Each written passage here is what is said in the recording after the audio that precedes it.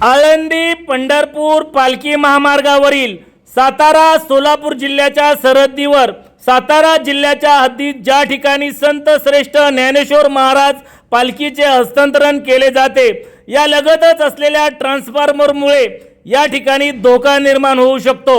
या ठिकाणी मोठ्या प्रमाणावर गर्दी होते, त्यामुळे एखादा अपघात होण्याची शक्यता वर्तवण्यात येत आहे। वीज वितरण कंपनीने हा ट्रान्सफॉर्मर दुसऱ्या बाजूला हलवावा अशी मागणी शेतकरी, ग्रामस्थ, वारकरी यांच्यामधून करण्यात येत आहे। माऊलींचा पालखी सोहळा 30 जून रोजी सातारा जिल्ह्यातून सोलापूर जिल्ह्यामध्ये प्रवेश करीत आहे। यापूर्वी वीज वितरण कंपनीने हा ट्रान्सफॉर्मर हलवावा व होणारा धोका टाळावा अशी मागणी करण्यात येत आहे। याबाबत जवळच्या शेतकऱ्यांनी वीज वितरण कंपनीला तसे कळवले असून या ठिकाणी अधिकाऱ्यांनी देखील भेट दिली आहे। मात्र हा ट्रान्सफॉर्मर अद्यापपर्यंत हलवला नसल्याने याविषयी नाराजी व्यक्त करण्यात येत आहे।